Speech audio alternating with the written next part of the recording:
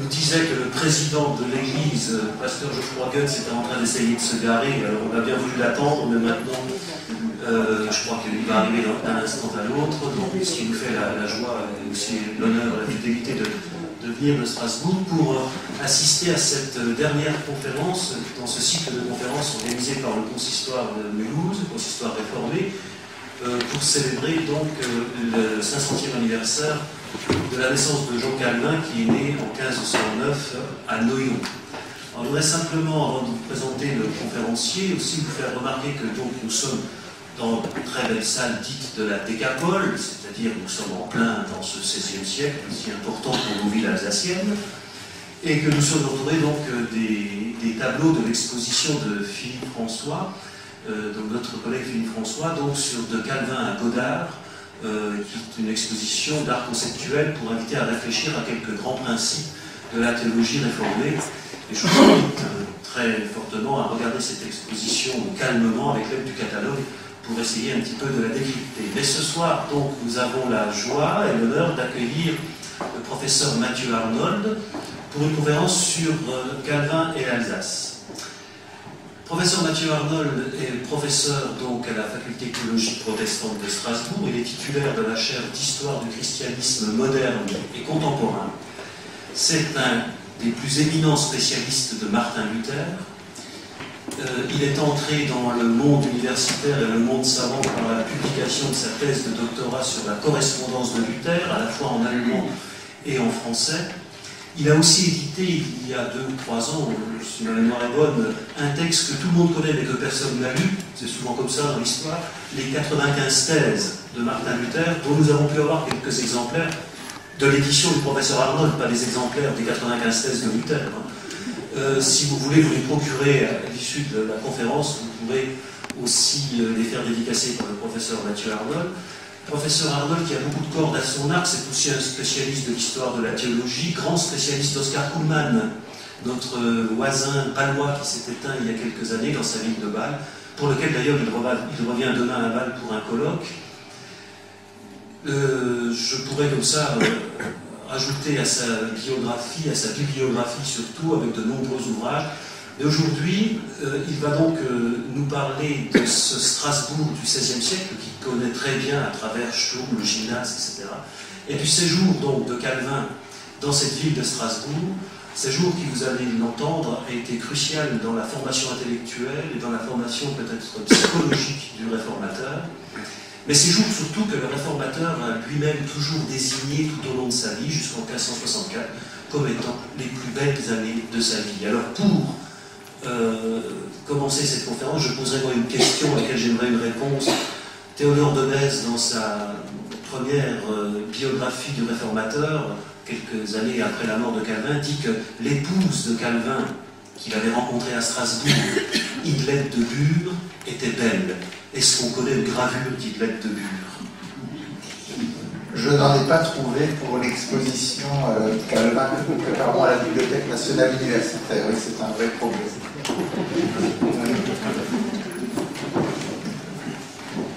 Je ne sais pas si... Est-ce que vous m'entendez? Oui. Alors, je me réjouis tout d'abord d'être à Mulhouse, où je retrouve toujours de nombreux amis et où je viens vraiment avec plaisir. Il me faut, avant de commencer cette conférence, vous dire 2 mots sur les limites de mon propos et surtout sur mes propres limites. Vous savez, en cette année de jubilé, beaucoup de gens écrivent au sujet de Calvin et plus encore prennent la parole. Trop nombreux sont ceux qui s'improvisent interprètes de Calvin en compilant à la hâte des articles ou des ouvrages qu'ils ne comprennent guère, et sans se donner la peine de lire Calvin dans le texte. Or, vous avez déjà entendu dans le cadre de ce cycle de conférences deux grands interprètes de Calvin, Olivier Millet et Bernard Cotterêts. Ils sont, à mon sens, les auteurs des meilleures biographies en français de Calvin. Millet, de surcroît, un très grand connaisseur de la rhétorique de Calvin, et l'éditeur de nombreux textes de Calvin, à commencer par l'édition de l'Institution de 1541 sur laquelle je reviendrai. Or, deux grands spécialistes de Calvin universitaires vous ont déjà parlé. Les universitaires ne prétendent pas avoir le monopole sur Calvin, contrairement à ce qu'a écrit un journaliste dans les colonnes d'un hebdomadaire protestant il y a quelque temps. Les universitaires exigent simplement que les autres interprètes de Calvin fassent eux aussi preuve de rigueur et d'originalité. Mais en perspective protestante, vous le savez, Calvin l'a mieux illustré que quiconque. Ce ne sont pas les titres ni les statuts qui comptent et qui autorisent à prendre la parole, ce sont les compétences, même si elles ont été acquises en autodidacte. Or, pour ce qui est des compétences, moins que Cotterêts, moins encore que Millet, je n'ai fait de Calvin l'objet principal de mes recherches et de mes publications ces 20 dernières années. Je ne vous le cache pas, je me suis spécialisé dans le champ de Martin Luther et de la Réformation à Strasbourg et de Martin Bucer. Même si j'ai lu régulièrement Calvin, ce sont ces dernières années la fréquentation de Bucer et de la Réformation à Strasbourg qui m'ont amené à intensifier ces contacts avec Calvin. Ce jubilé constitue donc pour moi d'abord l'occasion d'apprendre et de continuer à apprendre, et dans le cadre limité de la sphère géographique que je traite, non pas la France, ni le monde, mais l'Alsace, d'essayer de vous communiquer un petit peu de ce que j'ai appris. Quelques mots sur le contexte de cet exposé Calvin et l'Alsace. En fait, c'est avant tout de Strasbourg qu'il sera question dans cet exposé, puisque c'est de septembre 1538 à septembre 1541, dans cette ville libre d'Empire, que Calvin séjourne 3 ans. Certes, il fera une incursion à Haguenau notamment, lors de négociations politico-religieuses avec les catholiques, mais c'est à Strasbourg que se déroule l'essentiel de son activité, et c'est à partir de Strasbourg, ville aux nombreux imprimeurs, que sa pensée rayonne dans le monde durant ces années. L'histoire des relations entre Calvin et l'Alsace commence même un peu plus tôt qu'en 1538. Dès l'hiver 1534-1535, Calvin était passé par Strasbourg pour se rendre à Bâle. Il avait voulu venir ensuite à Strasbourg au printemps de 1536 dans l'espoir d'y travailler paisiblement dans un environnement calme. Malheureusement, sa route avait été barrée par les troupes en campagne et il avait été contraint de faire un détour par Genève. Farel l'avait convaincu de rester, mais à l'origine, il ne comptait y passer qu'une seule nuit. C'est donc à Strasbourg, et non pas à Genève, qu'en 1536, il avait voulu s'établir. Et puis, en 1538, lorsqu'il est chassé de Genève, cette fois, c'est à Bâle qu'il veut se retirer dans le calme, et c'est cette fois Martin Bucer qui, le menaçant à la manière de Farel 2 ans plus tôt, contrarie à nouveau le projet de Calvin de se donner quelque temps pour ses chères études. Et puis enfin, en 1541, lorsque Calvin reprend la route pour Genève, supplié par les Genevois, on peut se demander s'il pensait vraiment terminer sa carrière là-bas. Je crois plutôt, sa correspondance le montre, que pour lui, c'était un retour provisoire, histoire de remettre les choses en ordre à Genève, mais ce provisoire a duré, puisque c'est à Genève qu'il s'est éteint en 1564. Calvin séjourne donc à Strasbourg de septembre 1538 à septembre 1541. Il est vrai qu'à partir de juin 1540, de nombreuses missions diplomatiques l'entraîne souvent au dehors de Strasbourg. Strasbourg est à l'époque une ville plus importante que Genève, environ 25 000 habitants contre 10 000 à Genève. C'est une ville où Calvin sera beaucoup plus tranquille. Il n'est pas le premier pasteur de la ville, il pourra exercer un rôle davantage en retrait, celui de pasteur de la communauté des réfugiés de langue française, j'y reviendrai. En quelques mots sur l'histoire de Strasbourg avant la venue de Calvin. Matthieu Zell avait prêché en sens luthérien dès 1521 à Strasbourg. Strasbourg avait accueilli Martin Bucer dès 1524. La ville était passée à la Réformation dès 1529, avec l'abolition définitive de la messe. En 1533 avait eu lieu un synode qui avait permis l'adoption d'une confession. Et puis en 1536, eh bien, les Strasbourgeois s'étaient entendus avec les luthériens au sujet de la Sainte-Seine, je reviendrai là-dessus, avec la Concorde de Wittenberg. C'est donc dans une cité protestante où le mouvement évangélique était solidement établi, et non pas comme à Genève, où en 1536, la ville venait à peine de passer à la Réformation, que Calvin arrive. Une cité où le mouvement évangélique est autrement structuré. Il loge tout d'abord chez Wolfgang Capiton, puis chez Martin Bucer, avant d'occuper une maison non loin de Bucer, dans le quartier de Saint-Thomas. Le 29 juillet 1539, il obtient le droit de bourgeoisie, fait assez notable, moins d'un an après sa venue, alors qu'il attendra 1559 pour obtenir le droit de bourgeoisie à Genève. Avant d'en venir au cœur de mon propos, j'aimerais poser une question, parce qu'on la trouve souvent chez les historiens. Est-ce que le séjour de Calvin à Genève a été une parenthèse, quelques années plus ou moins négligeables, ou est-ce que ça a été au contraire une période capitale pour Calvin?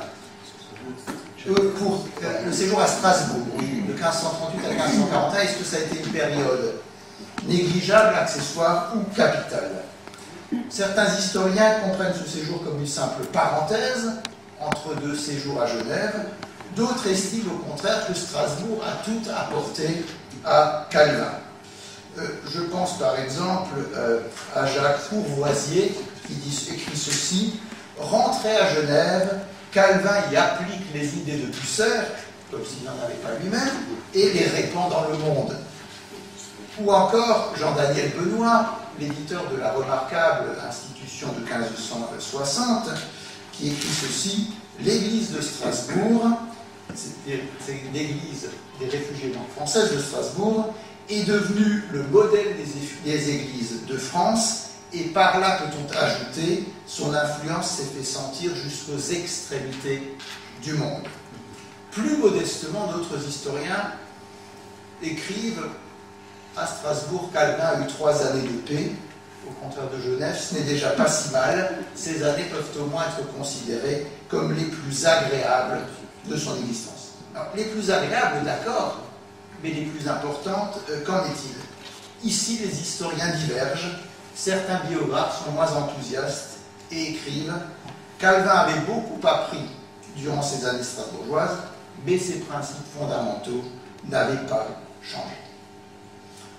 Le jugement porté sur les années de Calvin à Strasbourg, et j'y reviendrai dans ma conclusion, en espérant que mon propos aura progressé d'ici là, repose donc sur le délicat problème de l'établissement des influences et des emprunts.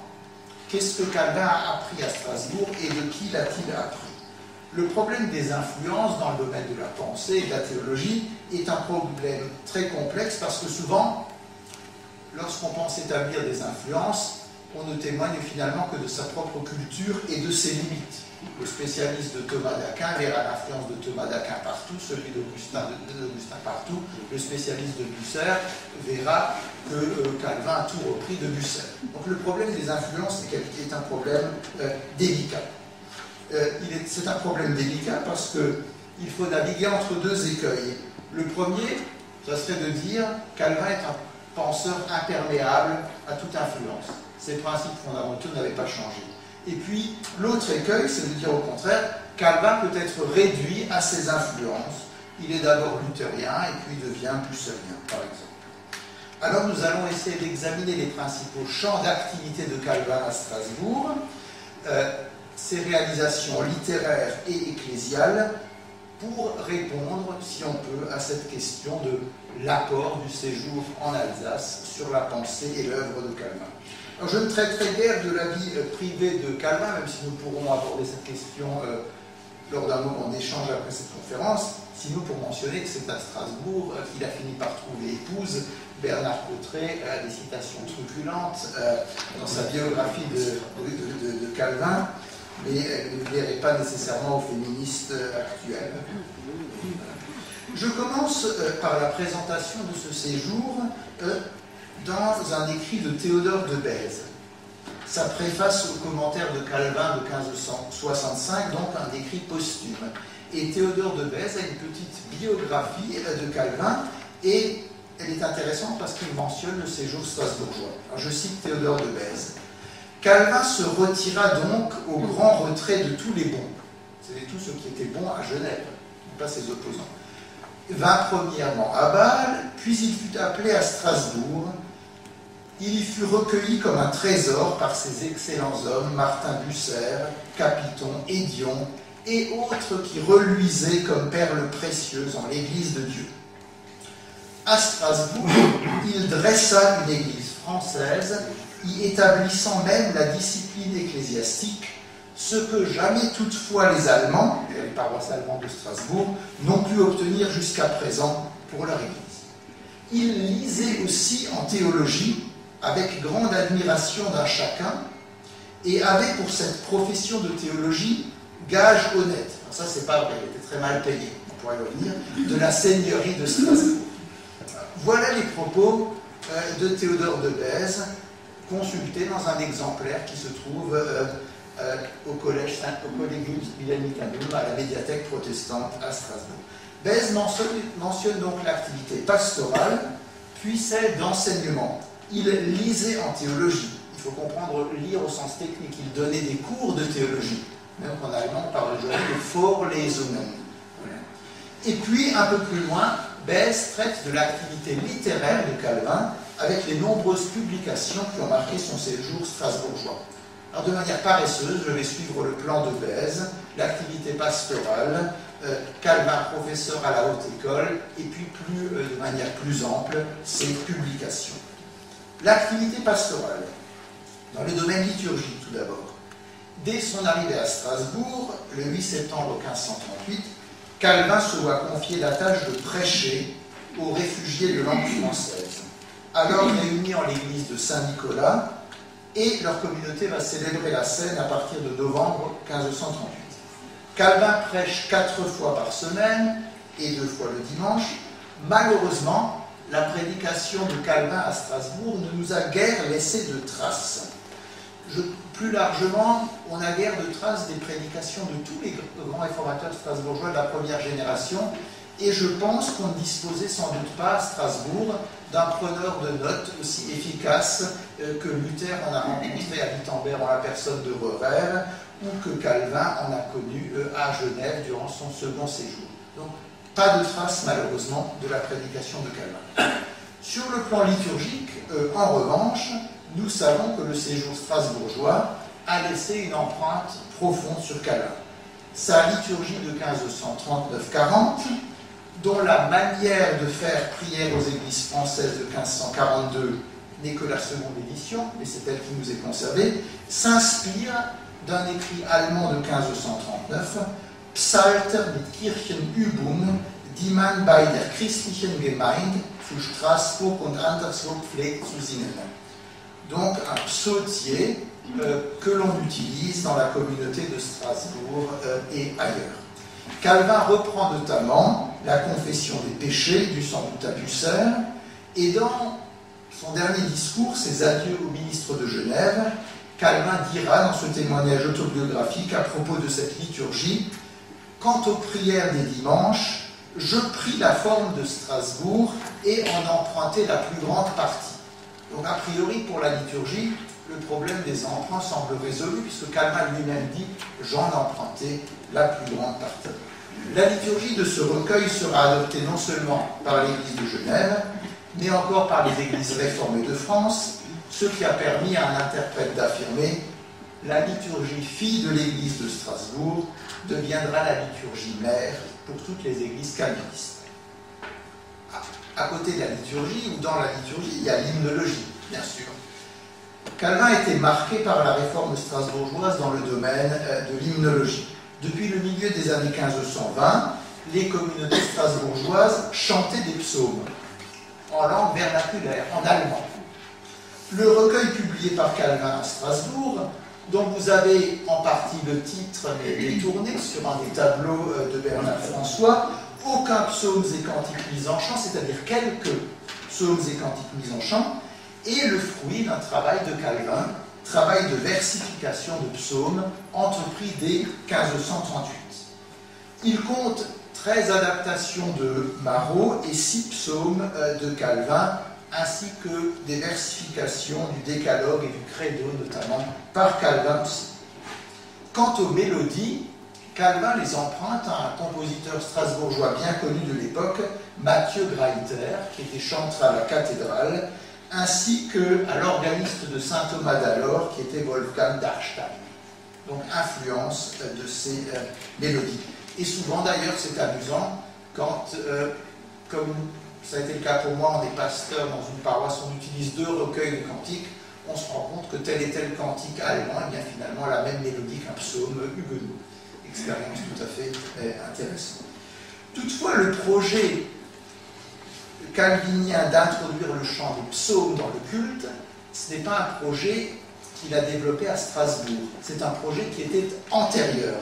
Il l'a mis en œuvre à Strasbourg, mais dès 1537, Calvin déclarait aux Genevois « Les psaumes pourraient nous inciter à élever nos cœurs à Dieu et nous émouvoir à une ardeur de l'invoquer et d'exalter par louange la gloire de son nom. » Calvin estimait qu'il fallait chanter les psaumes parce que, disait-il, les oraisons des fidèles sont trop froides, le culte sont trop secs, trop froids, il faut chanter les psaumes. Ce n'est qu'à Strasbourg qu'il met cela en œuvre. Mais il l'aurait fait à Genève, même sans son séjour strasbourgeois. Calvin se démarqua d'ailleurs de Bucer par son refus du chant de chœur dans l'Église, un chant que le réformateur strasbourgeois avait prôné dès 1530. Dans le domaine de la catéchèse, en 1537, Calvin avait publié un catéchisme, Instruction et confession de foi, dont on use dans l'Église de Genève, qui sera d'ailleurs traduit en latin en 1538, mais en fait c'est un catéchisme qui ne se démarque pas beaucoup de l'édition de l'Institution de la religion chrétienne de 1536. Calvin n'adopte par exemple pas encore le procédé des questions-réponses, qu'on trouvait déjà dans les catéchismes de Luther de 1529. De retour à Genève en 1542, par contre, Calvin s'empressera de rédiger un catéchisme sous une forme de question-réponse qui, lui, aura une influence capitale tout aussi longue dans l'histoire et aussi vaste dans l'espace que les petits catéchismes de Luther. Certains interprètes ont estimé que Calvin s'était inspiré de Bucer. Il est vrai que Bucer lui-même avait publié en 1537 un Kurzer Katechismus. Kurzer Katechismus pour Bucer, ça voulait dire un catéchisme de plus de 200 pages. Et les questions-réponses n'avaient pas la brièveté de celle de Calvin.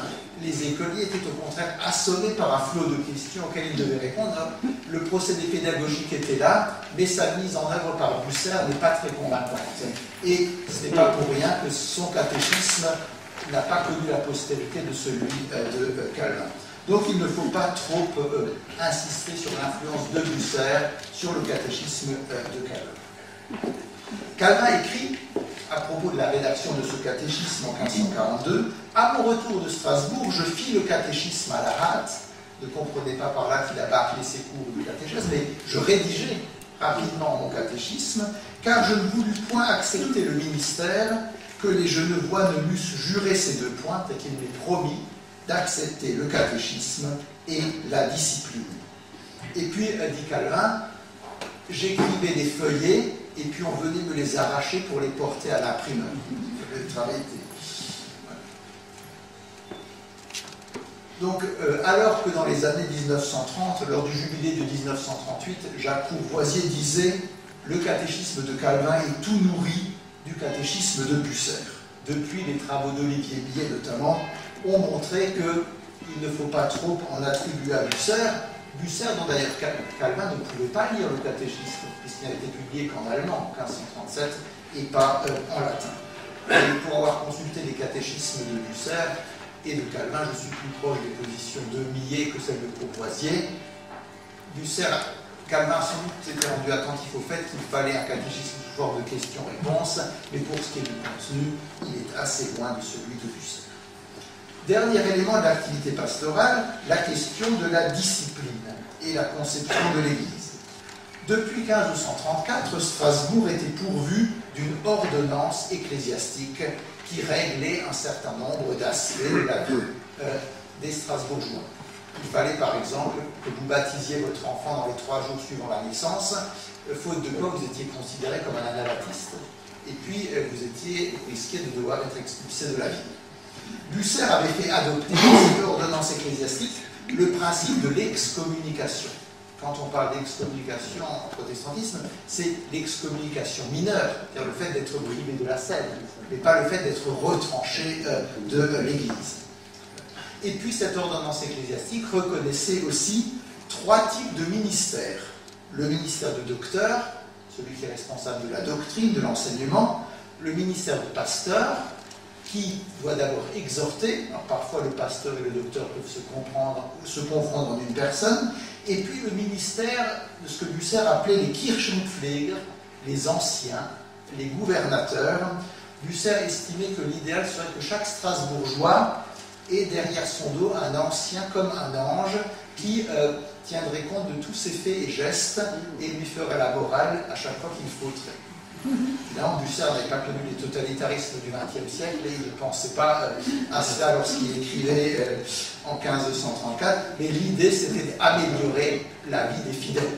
Et là, c'est un point sur lequel, bien sûr, Calvin va le rejoindre de manière massive. Calvin, rapidement, Théodore de Bèze l'a dit, appliquera la discipline dans l'Église des réfugiés de langue française. Il s'inspire de la pratique de Matthieu-Zèle pour remplacer la confession individuelle, confession auriculaire, confession lors de laquelle les prêtres sondaient les fidèles à la fois sur ce qu'ils savaient et croyaient, et aussi sur la manière dont ils vivaient, avec souvent des questions extrêmement indiscrètes. Et les manuels pour les confesseurs développaient ces questions. Alors pour les réformateurs, il s'agit avant tout d'enseigner et de réconforter. Dimension très importante, aspect qui s'ajoute à la pastorale traditionnelle. Calvin applique l'excommunication à l'Église française, donnant ainsi à la discipline une importance plus grande que dans les autres paroisses. C'est-à-dire que quelqu'un qui se manifeste comme un pécheur endurci et qui, après avoir été averti en privé puis en public, continue de ne pas vouloir s'amender, eh bien, on lui demandera de s'abstenir de la scène. J'ajoute que pour Calvin, comme pour Bucer, eh bien, le rôle des anciens n'est pas seulement de s'occuper de la vie morale de tout un chacun, mais aussi de veiller sur la prédication, la doctrine et la vie des pasteurs. Les pasteurs ne sont donc pas exemptés des exigences morales qui valent pour leurs paroissiens. Calvin posera comme condition à son retour à Genève la promulgation d'une ordonnance ecclésiastique qu'il se hâtera, comme son catéchisme, de rédiger en 1541. Il y adoptera le principe des anciens, même s'il n'y en aura que 12 pour Genève, alors qu'il y en avait 21 à Strasbourg, mais ça peut s'expliquer par la différence de taille des 2 villes. Autre différence, alors que seuls 3 d'entre les anciens suivaient les réunions du consistoire à Strasbourg, eh bien la totalité des anciens appartiennent au consistoire à Genève et le principe sera repris dans les églises réformées de France. Je serai plus bref sur l'activité d'enseignement de Calvin, professeur à la Haute École, qui est le second point de mon exposé. Vous savez qu'en 1538, Jean Sturm avait rassemblé les petites écoles de Strasbourg en un seul établissement scolaire, la Haute École ou gymnase, qui allait des classes primaires jusqu'aux cours universitaires. Et les réformateurs, Bucer, Capiton et Dion, donnaient des cours à la Haute École. Ils dispensaient justement l'enseignement supérieur dans le domaine de la théologie. Alors, sur proposition de Capiton, qui faisait des cours d'Ancien Testament, on confia à Calvin une partie des cours sur le Nouveau Testament. Et avant de recevoir gages honnêtes, comme il dit, il va donner des cours de manière bénévole, après quoi il recevra un traitement de 1 florin par semaine. 52 florins par an, c'était un traitement pastoral assez médiocre pour l'époque. Sturm touchait au moins 5 fois plus. Calvin va commencer par expliquer l'évangile de Jean, puis l'épître aux Romains, et sans doute les épîtres aux Corinthiens et Philippiens. Il va aussi présider des soutenances de thèse et assister à tout ce qui faisait la vie d'une faculté. Le grand fruit de son enseignement, c'est justement le commentaire sur l'épître aux Romains qui paraît en octobre 1539. Calvin, qui est âgé alors de 30 ans, se démarque avec élégance des grands interprètes qui sont aussi ses glorieux anciens, que ce soit Mélenchon, Bullinger, Bucer, voire Luther. Il dit clairement que ces gens ont écrit des choses intéressantes, mais que lui aussi a à prendre la plume et que ce n'est pas pour ne rien dire. Dans le corps du texte, Calvin met l'accent sur la sanctification, alors que souvent les interprètes évangéliques de Romains insistent plutôt sur les premiers chapitres et la justification. Mais là encore, je ne verrai pas une influence de Bucer comme certains interprètes. Je vois là plutôt un trait propre à la théologie de Calvin. En 1559, Calvin finira par parvenir à faire ouvrir à Genève une académie, donc 20 ans seulement après le début de son activité d'enseignant à Strasbourg. Alors que c'était en 1541 déjà, dans les ordonnances ecclésiastiques de Genève, qu'il avait souhaité que l'on crée une sorte de gymnase à Genève. Je cite, « Il faudra dresser collège pour instruire les enfants, afin de les préparer tant au ministère, donc former des pasteurs, qu'au gouvernement civil. Aussi préparer des hommes politiques et tous ceux qui ont affaire aux matières profanes. » Alors un certain nombre d'interprètes de Calvin, comme Richard Stauffer, estiment qu'il y a beaucoup de points communs entre le programme que Sturm avait établi en 1538 pour le gymnase et le règlement de l'Académie de Genève en 1559. Il me semble que les différences sont elles aussi très notables. Il y a plus de place, me semble-t-il, chez Calvin pour les questions religieuses, pour la place des ministres au sein de l'Académie, alors que Sturm, qui était un laïc et qui se défiait un peu des pasteurs strasbourgeois, freine plutôt des 4 fers pour ce qui est la place des pasteurs dans le gymnase. Sturm expose dans son règlement de manière très ample la progression des études, des classes primaires jusqu'à l'université. Calvin va de manière beaucoup plus rapide sur ces questions. Je pense qu'il n'y a pas seulement des influences strasbourgeoises sur ce programme de Genève, il y a sans doute aussi des influences de Lausanne, dont l'Académie venait de connaître des heures quelques années auparavant. Mais je m'arrête ici sur la question de Calvin professeur pour développer plus amplement l'œuvre littéraire de Calvin à Strasbourg. À Strasbourg, Calvin, il avait le temps, il n'était pas en première ligne comme à Genève, il n'avait pas d'activité diplomatique aussi importante. Calvin a publié plusieurs écrits de grande importance. Je commence par l'Institution de la religion chrétienne. Généralement, on lui attribue l'Institution latine de 1539 et on ne parle pas de l'Institution de 1541 en rapport avec le séjour strasbourgeois parce qu'elle paraît une fois qu'il est revenu à Genève. Mais c'est bien à Strasbourg qu'il l'a rédigée et c'est surtout une traduction de l'Institution de 1539. Il faut donc la mettre au crédit du séjour strasbourgeois. Alors là encore, un certain nombre d'interprètes veulent voir l'influence de Bucer sur ce texte. Un interprète hollandais a dit notamment que si en 1559, Calvin, au livre 3 de l'Institution, a traité de la vie chrétienne tout d'abord, avant de parler de la justification, c'est parce que Bucer en avait fait de même en 1524, dans son traité de l'amour du prochain. L'influence me paraît très lointaine. Ce qu'on peut dire tout au plus, c'est qu'en effet, comme Martin Bucer, Calvin insiste beaucoup sur les fruits de la foi. Calvin parle beaucoup des œuvres dans l'institution, mais des œuvres toujours comme fruits de la foi et non pas comme condition pour le salut. Olivier Millet, dans son édition tout à fait remarquable, nous rend attentifs sur d'autres influences qui avaient été trop peu vues jusqu'à présent, notamment les influences de Philippe Mélenchon, avec ses Loci Communes de 1535. Alors, ce qu'il faut noter, c'est que l'édition de l'Institution de la religion chrétienne qui paraît à Strasbourg en latin en 1539, puis en français en 1541 qui paraît à Genève et qui a été rééditée à Strasbourg, a peu de choses à voir avec la première version de 1536. La première version est une sorte de bref catéchisme et en même temps un écrit apologétique. Il s'agit de montrer à François Ier que tous les protestants ne sont pas d'abominables hérétiques ni d'abominables révolutionnaires. C'est le but de l'Épître aux Rois. L'écrit de 1536, Calvin le qualifie de sommaire, un sommaire rudimentaire de la foi chrétienne. L'écrit de 1541, je n'ai apporté qu'un des deux tomes de l'édition moderne, ce n'est plus un sommaire, c'est une somme. Et elle est conçue tout d'abord pour un manuel à destination des étudiants en théologie, avant d'être traduit en français. Alors je cite Calvin dans sa préface.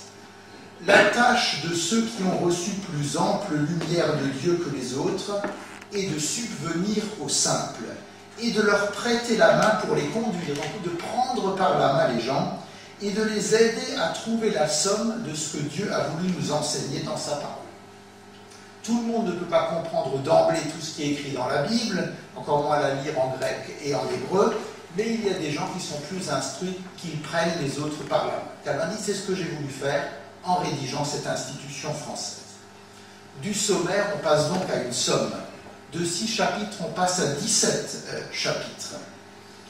C'est dès cette édition de l'institution que Calvin affirme notamment le triple usage de la loi. Je mentionne que c'est important pour les réformés. On dit généralement que les luthériens ne connaissent que 2 usages de la loi, les réformés 3. De quoi s'agit-il? La loi de Dieu sert tout d'abord à tenir les méchants en bride. C'est ce qu'on appelle l'usage civil. S'il n'y avait pas de loi, ce seraient les plus forts ou les plus brutaux qui l'emporteraient. Deuxième usage, la loi sert à montrer à l'homme son péché. Lorsque j'écoute les 10 commandements, je me rends compte que je ne suis pas tout à fait capable de les remplir entièrement. Donc la loi montre à l'homme son péché. Ça, ce sont les 2 usages luthériens. Mais il y a un troisième usage, souligne Calvin. La loi est aussi un très bon instrument pour leur faire mieux et plus certainement entendre quelle est la volonté de Dieu et les confirmer en la connaissance de cette volonté. La loi sera pour l'homme un aiguillon perpétuel pour ne pas le laisser s'endormir. Donc les 10 commandements ne nous montrent pas seulement qu'on a du mal à les accomplir, mais ils sont aussi faits pour être accomplis, selon Calvin, et pour faire progresser l'être humain. Quant au pouvoir politique dont Calvin parle dans son institution de 1541, il ne lui attribue pas seulement, au contraire de Luther, pour fonction de permettre la coexistence entre les hommes. Pour Luther, la fonction du politique, c'est avant tout d'assurer la paix.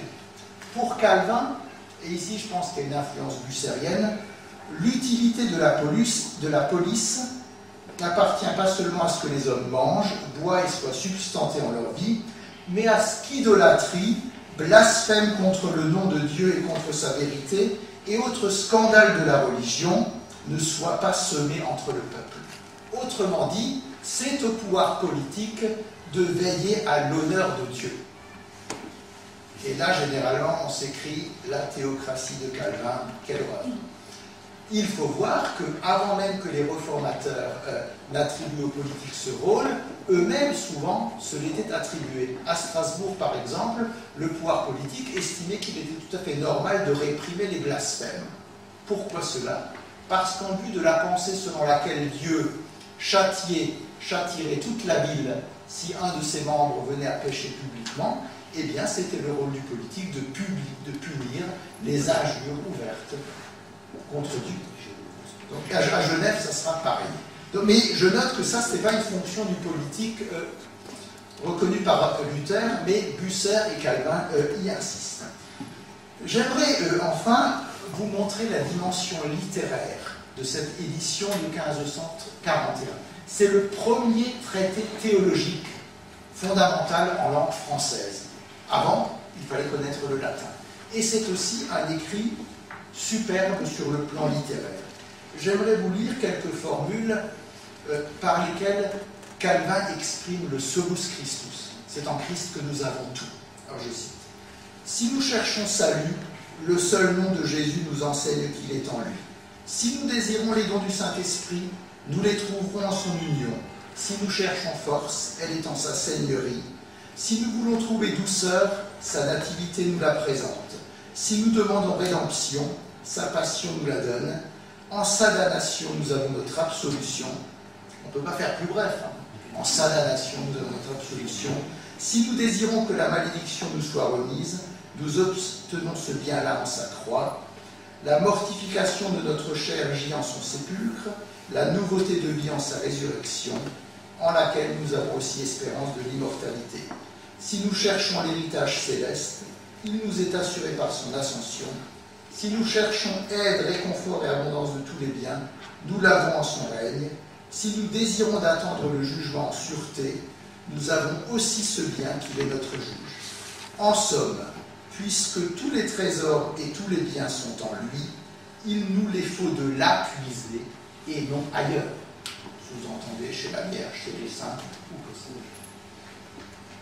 Il nous les faut là puiser et non d'ailleurs. Et on pourrait multiplier les citations qui montrent que Calvin est vraiment un maître de la langue française et qu'il fait de cette langue, qui était tout d'abord dévouée à la poésie et au roman courtois, une langue propre à manier des concepts théologiques, à manier l'abstraction, y compris dans le registre de la polémique. Il faut aussi s'attarder, pour ce qui est de cette édition de 1539-1541, sur la question de la prédestination et de la providence, puisque c'est un chapitre 9 que Calvin introduit dans cette édition. Alors pour Calvin, parler de la providence et de la prédestination est une singulière consolation. La prédestination, cela signifie que le salut ne dépend pas de mes propres forces, de mon être faillible, sans quoi il ne serait pas du tout assuré, mais qu'il dépend de l'amour et de la gratuité de Dieu. Je cite Calvin. Premièrement, si nous demandons d'avoir la clémence paternelle de Dieu et sa bienveillance envers nous, il nous faut tourner les yeux en Christ, auquel seul repose le bon plaisir du Père. Si nous cherchons salut, vie et immortalité, il ne faut non plus recourir ailleurs, vu que lui seul est fontaine de vie. À quelle fin tend l'élection? Donc quel est le but de l'élection? Sinon à ce que nous, étant adoptés de Dieu en tant que ses enfants, nous obtenions en sa grâce et amour, salut et immortalité. Ce que Dieu a choisi pour ses enfants, il n'est pas dit qu'il les ait élus en eux-mêmes, c'est-à-dire à cause de leur qualité, mais il les a élus en son Christ.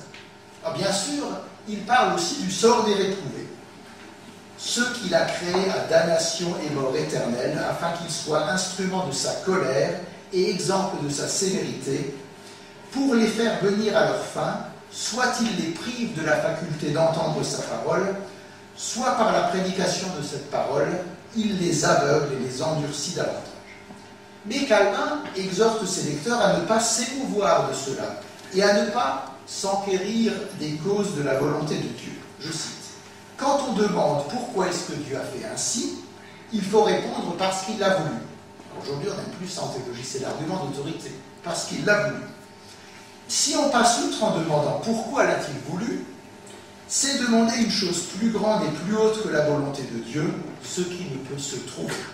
Le débat est clos. Calvin y revient cependant quelque pages plus loin. L'Écriture ne nous parle pas de la prédestination pour nous enfler de témérité ou pour nous inciter à éplucher par hardiesse illicite les secrets inaccessibles de Dieu. Donc, la doctrine de la prédestination, elle n'est pas là pour rassasier notre curiosité malsaine, mais plutôt à ce qu'en humilité et modestie, nous apprenions à craindre son jugement et à magnifier sa misère. Qu'il y ait des réprouvés, cela est certes attesté par l'écriture de Calvin. Dieu endurcit Pharaon, l'exemple classique, employé aussi par Luther dans son traité du self-arbitre, mais c'est l'expérience quotidienne qui nous l'enseigne aussi. Je cite Calvin. Il y aura 100 hommes qui écouteront un même sermon. 20 le recevront en obéissance de foi, les autres n'en tiendront pas compte, ou se moqueront, ou le rejetteront, ou le condamneront. Si quelqu'un allègue que cette diversité provient de leur malice et de leur perversité, cela ne le satisfera pas, car une même malice occupe les entendements de tous. Tous sont pécheurs, tous sont mauvais. Une même malice occuperait les entendements de tous si le Seigneur n'en corrigeait quelques-uns par sa grâce. Pourquoi donc, faisant grâce à l'un, il laisse l'autre derrière? Vers la fin de ce chapitre, Calvin résume son propos comme suit. Nous aurions assez parlé de la providence et de la prédestination de Dieu en tant que besoin est pour instruire et réconforter les fidèles. Car jamais on n'en aura dit assez s'il s'agit de rassasier la curiosité des folles. Mais là, il ne faut plus se mettre en peine. Autre écrit strasbourgeois qu'il me faut mentionner, c'est la fameuse épître à Sadolet. En 1539, Sadolet, évêque humaniste de Carpentras, conscient de la faiblesse de Genève après le départ de Calvin, envoie à Genève une épître où il leur dit « Revenez dans le giron de l'Église, vous êtes des séditieux, vous êtes voués à votre perdition, revenez à Rome. » Telle est ma manière de comprendre l'écuménisme. En 1539, on pouvait le comprendre. Calvin, les Genevois ne savent que répondre. Il sollicite donc Calvin, qui, bon gré mal gré, prend la plume à Strasbourg, rédige, semble-t-il, en une semaine ce traité, et Calvin prouve à Sadolet que la réforme n'est pas un schisme, mais que ceux qui se réclament de la réforme se réclament au contraire de l'Église authentique. Et la démonstration de Calvin va être tout à fait remarquable. C'est quelques extraits. Il définit ce qu'est l'Église, et ensuite il montre que l'Église traditionnelle ne correspond pas à cette définition, alors que l'Église évangélique, elle, y correspond. Je cite. « La santé de l'Église consiste principalement en trois choses. La doctrine, la discipline, les sacrements. En quatrième lieu viennent les cérémonies. » Et puis, attaque contre Sadolet. Premièrement, la doctrine des prophètes et la vérité évangélique, non seulement elle est éteinte chez vous, mais en plus vous la chassez et vous la poursuivez à feu et à sang. Allusion aux persécutions endurées par les protestants en France. À propos de la discipline, Calvin poursuit son réquisitoire. Ne vous êtes-vous pas moqué de toutes les constitutions des pères de l'Église? Pour ce qui est des sacrements, vous les avez profanés méchamment. Et quant aux cérémonies, là, il adopte un ton ironique.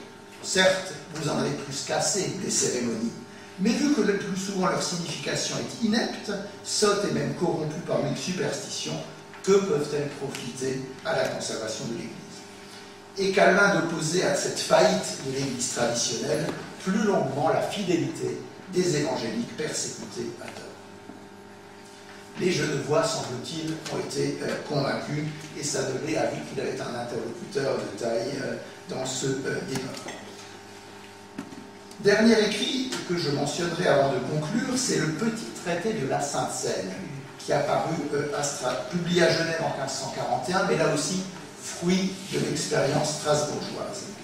Vous savez que la Seine a fait l'objet de débats extrêmement vifs entre les réformateurs.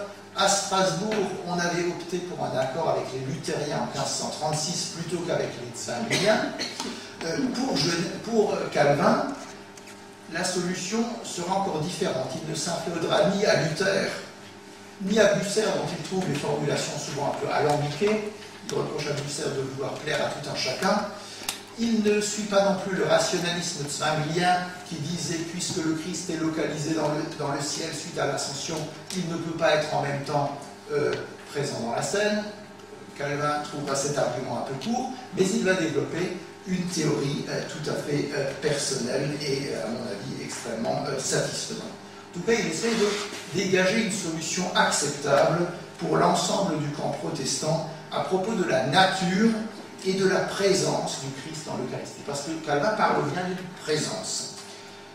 Alors, cet écrit, ce traité de la Seine, Calvin y expose une définition qui est la suivante. « Nous confessons tous d'une bouche qu'en recevant en foi le sacrement, nous sommes vraiment faits participants de la propre substance du corps et du sang de Jésus-Christ. Calvin établit un lien entre vie spirituelle et présence substantielle, mais il ne parle pas, comme les luthériens, d'une mendication avant tout substantielle. Il rejette bien sûr la doctrine de la transsubstantiation catholique, ça s'exprimera longuement dans les versions ultérieures de l'institution. D'ailleurs, dans l'institution 1541, Calvin développe encore ce qu'il a écrit dans le traité de la Seine. Je le lis. Toutefois, afin qu'en une si grande multitude et diversité d'opinions, la seule et certaine vérité de Dieu nous demeure, pensons premièrement que c'est une chose spirituelle que le sacrement, par lequel notre Seigneur n'a pas voulu repaître nos ventres, mais nos âmes, et y cherchons Jésus-Christ non pas pour notre corps, ainsi que par nos sens charnels il peut être compris, mais tellement que l'âme se le voit présentement donné et offert. Il est donc bien véritablement donné et offert, mais à l'âme des croyants. Je conclus. Faute de temps, ma présentation n'a pas pu aborder bien des questions comme l'influence de Bucer, par exemple, sur la doctrine de la prédestination de Calvin. Bucer lui-même, on l'oublie trop souvent, a prêché la double prédestination. Mais le problème de Bucer, c'est que tout ce qu'il a dit, ça a été dit de manière tellement plus claire et plus brève par Calvin par la suite, qu'on a retenu les formulations calviniennes plutôt que celles de Bucer. Mais en tout cas, Bucer lui-même parle déjà des réprobés, des réprouvés. Calvin n'est pas le seul. On aurait pu mentionner aussi, plus que je ne l'ai fait, des contacts entre Calvin et Philippe Mélenchon, parce que Calvin a fait la connaissance personnelle de Mélenchon lorsqu'il était en Alsace, lors des colloques politico-religieux qui réunissaient par exemple la foi traditionnelle et réformateur, la crème des théologiens catholiques et la crème des théologiens protestants de bonne volonté venaient à débattre, et lors de ces colloques, Calvin a fait la connaissance de Mélenchon, et les deux hommes en ont retiré une estime réciproque. Mais j'aimerais vous citer plutôt pour conclure quelques citations d'interprètes de Calvin, avant de les discuter. Jacques Panier, un des éditeurs de l'institution de 1541 avant l'édition de Millet. Panier écrit ceci. Calvin, lorsqu'il quitta Strasbourg, était davantage lui-même. Il était plus calviniste. Autrement dit, avant, il n'était que luthérien. Ou encore Jacques Courvoisier. Avant 1538, Calvin est luthérien. Après 1541, il est bucérien, ou mieux, réformé. Et enfin, Lucien Febvre. C'est à Strasbourg que fut fondée, de septembre 1538 à septembre 1541, la réforme calvinienne. Le vrai calvinisme, ce n'est pas à Genève en 1536 aux côtés de Farel, ce n'est pas non plus à Genève en 1542 qu'il voit le jour, ce fut à Strasbourg de 1538 à 1541. Alors si j'étais à Strasbourg ce soir, je conclurai sur ces propos très dithyrambiques. Mais comme je suis à Mulhouse, je vais me montrer plus critique. Et parce que ces propos qui expriment de manière un peu grandiloquente l'idée que Calvin serait devenu lui-même, qui ne se serait pleinement accompli qu'à Strasbourg, cette idée doit être discutée. Elle renferme bien sûr des présupposés de valeur. Un Calvin luthérien, ce n'est pas vraiment Calvin. Elle fige notre auteur à un moment de sa vie, évacuant toutes les influences antérieures à 1538 et aussi tout ce qui va se passer après 1541. On réduit Calvin à ses influences. Et même si c'est tentant lors d'une commémoration que de se laisser aller à des formules un petit peu grandiloquentes et laudatives, ce sont des conclusions qui ne sont pas satisfaisantes pour les historiens. On ne peut pas non plus, comme le font certains interprètes, se contenter de dire Calvin est celui qui a donné à Bucer la forme propre à la pensée de Bucer, la forme propre à lui assurer la postérité qu'on connaît. Calvin serait en quelque sorte celui qui a repris la pensée de Bucer, mais qui l'a mise en forme. C'est introduire une séparation que je ne peux pas partager entre le fond et la forme. Or, l'institution de 1541, c'est le fond et la forme. Et là, je me permets de faire référence à un propos de table de Luther. Luther avait dit en 1543 le fond et la forme, Mélenchon, Philippe Mélenchon. La forme sans le fond, Érasme. C'est un peu méchant pour Érasme. Le fond sans la forme, Martin, c'est-à-dire moi-même, Luther aussi. Pas de forme et pas de fond, Karlstadt. un de ses adversaires. C'est évidemment très dur. Mais si Luther avait connu l'institution de Calvin de 1541, il aurait sans doute pu dire le fond et la forme, pas seulement Philippe, Mélenchon, mais aussi Jean Calvin, me semble-t-il. En tout cas, j'insiste sur le fait que Calvin est un penseur original. Il ne faut pas le réduire à des influences qui souvent d'ailleurs sont difficiles à établir. Il faudrait d'ailleurs, si on veut essayer de voir plus finement ce que Calvin a retiré de Strasbourg, distinguer, ce que ne font jamais les interprètes de Calvin, distinguer entre trois types d'influences. Tout d'abord, les emprunts littéraires précis. Si vous trouvez dans la liturgie de Genève, mot pour mot, des formules qu'on a dans la liturgie strasbourgeoise, ce sont des emprunts littéraires précis, il n'y a pas de problème. Il y a ensuite des transformations institutionnelles. Calvin a mis en œuvre un certain nombre de réalisations à Genève après son séjour strasbourgeois. Mais ça ne veut pas dire qu'il ne l'aurait pas fait s'il n'était pas passé à Strasbourg. Il n'est resté que 2 ans à Genève, il en a été chassé. S'il était resté plus longtemps dès le premier séjour, il aurait sans doute refait un catéchisme, imposé les ordonnances ecclésiastiques, etc. C'est d'ailleurs pour ces raisons qu'il avait été chassé, parce qu'il avait voulu imposer ces choses et il n'avait pas pu les réaliser. Donc les transformations institutionnelles, il ne faut pas trop rapidement voir là l'influence des Strasbourgeois. Souvent, ce sont des projets antérieurs de Calvin qu'il n'a pu réaliser qu'en 1542 à Genève. Et puis, dernier type d'influence encore plus difficile à cerner, ce que j'appellerais des parallèles notionnels ou des proximités théologiques. On trouve le même thème, la même idée, mais ce n'est pas étonnant. Quand on commente Romain, tout le monde parle de la foi ou d'autre chose. Il faut se garder de voir trop rapidement des influences. Il conviendrait, avant d'établir précisément ce que Calvin doit à Strasbourg et à l'Alsace, creuser davantage ces sujets. C'est dire combien mon exposé ne prétend pas du tout vous dire le dernier mot sur Calvin et l'Alsace. Mon exposé espère plutôt qu'avec moi, vous cheminerez encore dans la lecture de Calvin et dans la lecture des rapports entre Jean Calvin et les réformateurs de notre région. Je vous remercie.